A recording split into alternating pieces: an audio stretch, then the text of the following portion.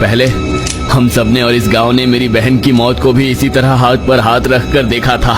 कब तक ऐसे अपने लोगों को मरता देखेंगे? उसके पिता ने उसका हाथ छोड़ दिया। तभी एक और गांव वाले ने कहा, देखिए, आप लोग उस इलाके से पूरी तरह से अनजान हैं, पर हम में से कुछ लोग ऐसे हैं जो उसके आसपास के इलाके को अच्छी तरह से जानते हैं। हाँ, ये अलग बात है कि हम वहाँ दिन के उजाले में भी नहीं जाने की हिम्मत करते, पर हमें अब रात में वहाँ जाना है, इसलिए थोड़ी मुश्किल होगी। सबकी तरफ देखते हुए पुजारी जी ने कहा, मैं तुम्हारी हिम्मत नहीं तोड़ना चाहता, लेकिन तुम्हारी बच्ची के जिंदा बचने की उम्मीद ना के बराबर है। फिर भी अगर तुम लोग उसे बचाने में कामयाब हो जाते हो तो तुम उसे सबसे पहले इस मंदिर में ले आओगे। वक्त कम है, जल्द से जल्द अपने अपने घर जाओ और वहां जाने के लिए जरूरी हथियार चीजें लेकर मंदिर आ जाओ। यहाँ देवी का आशीर्वाद लेके तुम्हें आगे बढ़ना है। पुजारी जी की बात सुनकर सब मंदिर से बाहर निकले और अपने अपने घर जाने लगे। सभी के चेहरे पर तनाव साफ साफ झलक रहा था। लक्ष्मण भी बड़ी तेजी से घर चलने लगे। घर जाते वक्त लक्ष्मण ने अपने सभी भाइयों से कहा, इसके बारे में घर में किसी भी महिला से कोई कुछ नहीं कहेगा। कुछ ही देर में सब घर के भीतर पहुंच गए। लक्ष्मण को खाली हाथ आया देखकर उनकी पत्नी दोबारा फूट फूट के रोने लगी। बताइए, कहाँ है मेरी बेटी? क्या हुआ है उसके साथ? कोई कुछ तो बोलो। पर घर के सभी मर्द तैयारी में जुटे थे। कोई लालटेन में तेल भर रहा था, कोई लकड़ी को कपड़ा लपेटकर मशाल जला रहा था, तो कोई तेज धार वाले हथियार पकड़कर कमर के पट्टे पर लगा रहा था। जो भी इस मुहिम पर जा रहा था, उन सब घर के मर्द अपनी अपनी तैयारी में जुटे थे। दूसरे घरों की महिलाएं अपने अपने पति से पूछ रही थी, इतनी रात गए कहाँ जाने की तैयारी चल रही है? मुंह को कपड़े से लपेटते हुए उस आदमी ने जवाब दिया, अरे वो कलवा बोला शिकार पर चलते हैं, हिरणों का झुंड देखा है, कल सुबह बड़ी दावत रखेंगे। इधर लक्ष्मण ने बड़ा सा कपड़ा लिया और हाथ पर इस तरह से बांधने लगे ताकि कांटों भरे पेड़ों से जख्मी ना हो। पैरों में कोल्हापुरी चप्पल, धोती जो कस के बंधी थी, पर ऊपर कुछ नहीं था। किसी ने चमड़े का पट्टा कमर पर बांधा था, तो किसी ने कपड़ा सिर पर इस तरह लपेटा जिससे पूरे सिर के साथ चेहरा भी ढक जाए। खुली थी तो सिर्फ दोनों आंखें। लक्ष्मण ने एक बार अपनी पत्नी की तरफ देखा, जो अभी भी अनगिनत सवाल पूछ रही थी। क्या हुआ है? आप सब कहाँ जाने की तैयारी कर रहे हो? वो कहाँ है? कोई कुछ तो बोलो। वो रोते हुए कभी लक्ष्मण के सामने तो कभी उनके भाइयों के सामने हाथ जोड़कर पूछ रही थी। इस पर लक्ष्मण के सबसे छोटे भाई रंगा ने कहा, भाभी माँ, आप घबराइए मत, विमला को कुछ नहीं होगा। मगर लक्ष्मण बगैर कुछ बोले पीछे मुड़े और दरवाजे के पीछे रखी लंबी लाठी हाथ में उठाकर घर से बाहर निकले। उनके पीछे तीनों भाई भी चलने लगे। उनमें से एक के हाथ में जलती मशाल थी तो एक के हाथ में लालटेन थी। गांव की उस संकरी सड़क से वो उस मंदिर की ओर चलने लगे। जाते वक्त बाकी साथी भी उनके साथ जुड़ने लगे। एक एक करते हुए 15 से 16 लोगों का कारवां बन गया, जो मंदिर के बाहर आकर रुका। गांव के बच्चे, बूढ़े, बुजुर्ग, महिलाएं मंदिर के बाहर खड़े उन सभी की तरफ उम्मीद भरी निगाहों से देख रहे थे।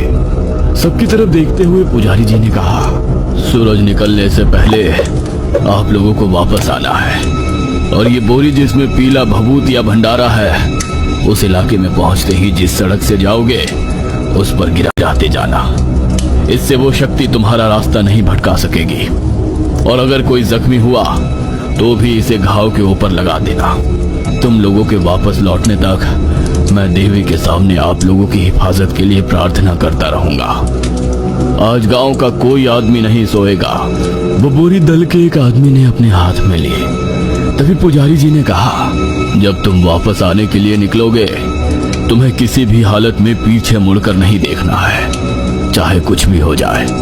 और एक आखिरी बात, सब पुजारी की तरफ गंभीरता से देखने लगे। अगर तुम इस काम में नाकाम रहते हो तो हम समझ जाएंगे कि तुम जिंदा नहीं हो। तुम में से किसी को भी ढूंढने के लिए कोई भी उस इलाके में नहीं जाएगा। जो बचेगा उसे खुद बाहर आना होगा।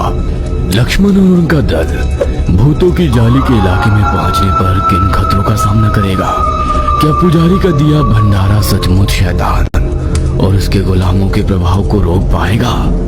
लक्ष्मण अपनी बेटी को जिंदा वापस ला पाएगा या ये यात्रा दल के लिए विनाशकारी साबित होगी?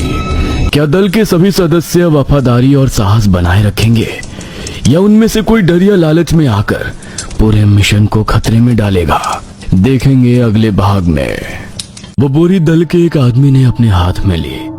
तभी पुजारी जी ने कहा, जब तुम वापस आने के लिए निकलोगे तुम्हें किसी भी हालत में पीछे मुड़कर नहीं देखना है, चाहे कुछ भी हो जाए। और एक आखिरी बात, सब पुजारी की तरफ गंभीरता से देखने लगे। अगर तुम इस काम में नाकाम रहते हो तो हम समझ जाएंगे कि तुम जिंदा नहीं हो। तुम में से किसी को भी ढूंढने के लिए कोई भी उस इलाके में नहीं जाएगा। जो बचेगा उसे खुद बाहर आना होगा। अब आगे। सभी ने देवी की मूर्ति के सामने हाथ जोड़े और मंदिर से बाहर निकलने लगे। पुजारी जी ने पीछे देवी की मूर्ति के सामने हाथ जोड़कर कहा, माँ रक्षा करना। उनका दल जंगल की तरफ बढ़ने लगा और मंदिर के बाहर खड़े गांव के बाकी लोग उन सबको जाते हुए देख ईश्वर को हाथ जोड़ने लगे। गांव के गुजरने वाली उस संकरी सड़क से होते हुए वो जंगल के अंदर की तरफ जाने लगे। हाथ में ली हुई जलती मशाल से निकलते हुए धुएं से एक लकीर सी हवा में बन रही थी। उस मशाल की रोशनी में ही अब उन्हें अपना रास्ता खोजना था। धीरे धीरे अब वो घने होते हुए पेड़ों के बीच से गुजरती सड़क पर से जाने लगे और गांव वालों की नजरों से ओझल हो गए। उनके चलने की रफ्तार अब बढ़ने लगी थी। जलती मशाल लाल पीली रोशनी में अब उनके चेहरे पर फैला तनाव साफ साफ नजर आ रहा था। किसी के हाथ में तेज धार वाले हथियार, किसी के हाथ में कुल्हाड़ी या लाठी, पैरों में कर कर आवाज करती कोल्हापुरी चप्पलें, कपड़े से कसकर बांधकर ढके हुए चेहरे से झलकती चील जैसी तेज नजरें और तेज कदमों की आवाज उनकी तरफ देखकर लग रहा था जैसे कोई मिलिट्री का खुफिया रेस्क्यू ऑपरेशन शुरू हुआ है।